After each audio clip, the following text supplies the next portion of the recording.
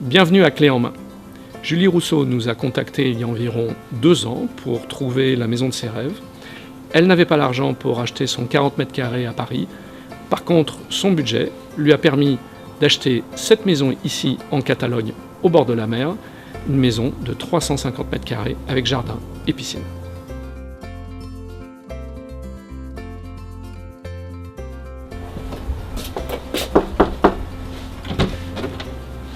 Bonjour Julie. Bonjour Pierre. Comment allez-vous? Très bien, merci. Ravissante. Merci. Je vous en prie, entrez.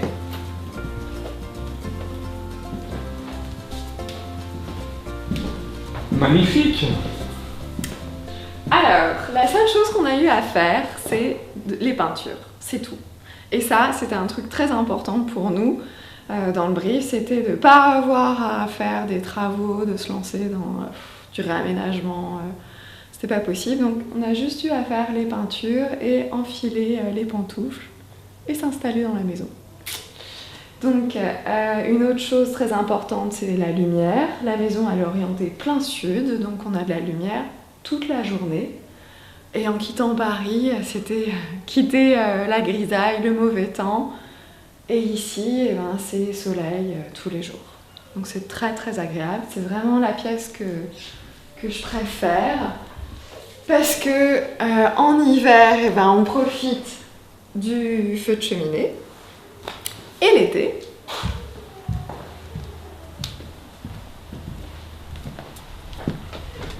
c'est le salon d'été, avec le jardin, la piscine. Donc c'est très agréable cette dimension de voyage dans la maison, j'adore.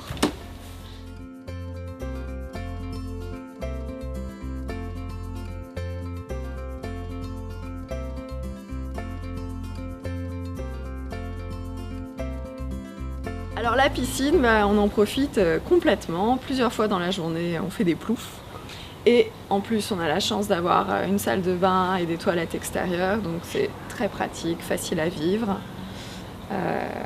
Voilà, donc là vous pouvez voir la façade extérieure de la maison.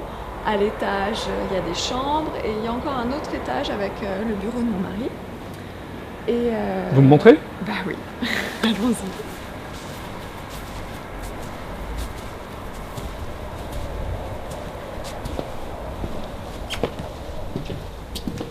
Ah, et ça, c'est le parc à bébés. Oui. Il est super bien installé, hein? Ouais, elle a beaucoup de place, elle a de la chance pour faire son 4 pattes. Parce que si on a quitté Paris, c'était pour fonder une famille. Et donc, dans le brief, il y avait ça, avoir l'espace pour avoir des enfants. Et c'est elle qu'on entend. Et c'est elle qu'on entend, oui.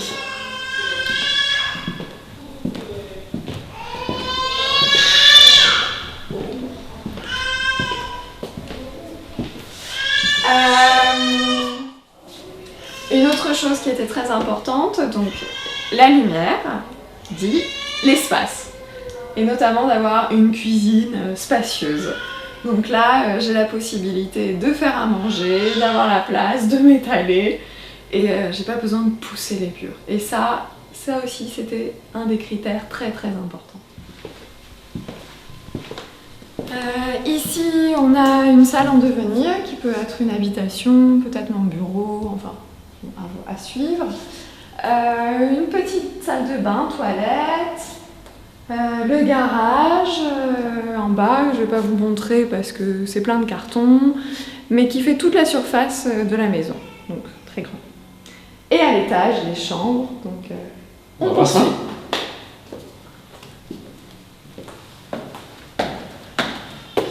Alors, on commence par la chambre de Clara. Très bien.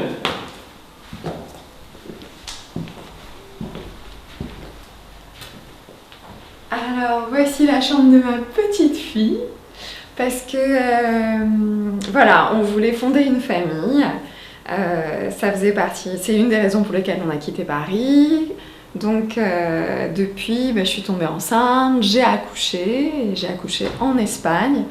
Au départ, j'avais un petit peu peur parce que être dans un pays à l'étranger, enfin. Mais finalement, ça s'est très bien passé. L'hôpital était super. On a même eu affaire à des sages-femmes francophones.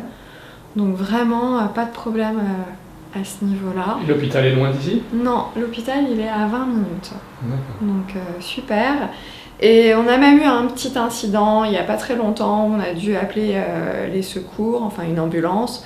Et même chose, mon mari qui a appelé, ils ont capté qu'il était français, tout de suite a été basculé par un opérateur français. Enfin, il n'y a pas eu de problème dans la communication et en 5 minutes ils étaient là. Enfin, donc c'est très rassurant en ayant un bébé de savoir que ça fonctionne bien et ça roule. Voilà. Donc ensuite, une petite terrasse.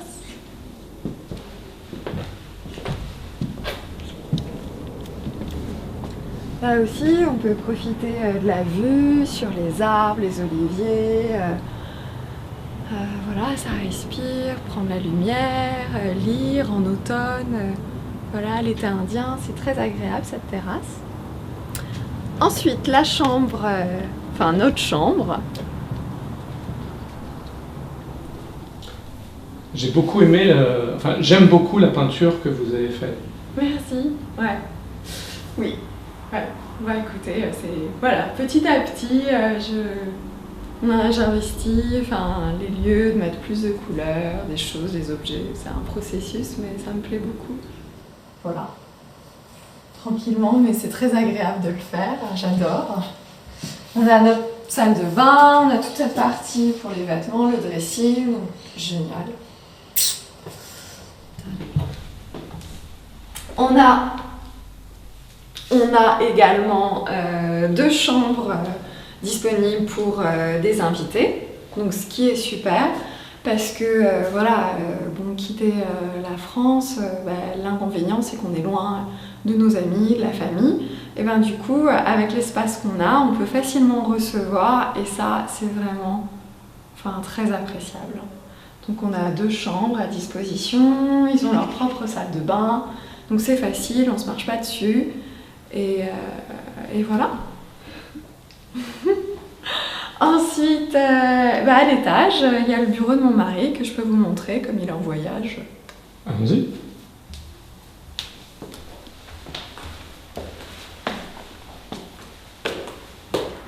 Alors, nous voici sur la terrasse du bureau de mon mari. Une autre chose qui était impérative pour nous, c'était d'être proche d'un aéroport. Parce que pour le travail de mon mari notamment, donc il se trouve qu'on est à 40 minutes de l'aéroport de Barcelone, donc c'est super pratique.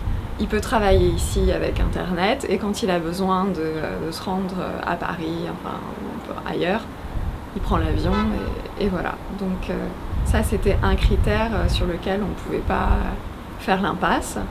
Une autre chose qu'on a voulu conserver de notre vie parisienne, c'était d'être à pied entre 5 et 10 minutes de tout. Donc là, il se trouve qu'on est proche de l'épicerie, la mairie, la poste, la banque, l'école, la crèche, la gare et la plage. Donc c'est parfait. On a pu vraiment transporter ce mode-là avec nous. Donc ça, j'adore. On n'a pas besoin de prendre la voiture à chaque fois.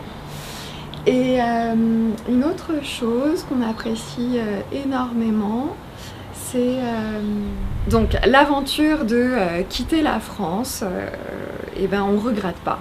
Parce que même si on a dû apprendre une nouvelle langue, qu'on doit gérer l'éloignement de la famille, des amis, ces inconvénients-là, finalement, les avantages qu'on a en vivant ici, ils dépassent largement ces inconvénients-là.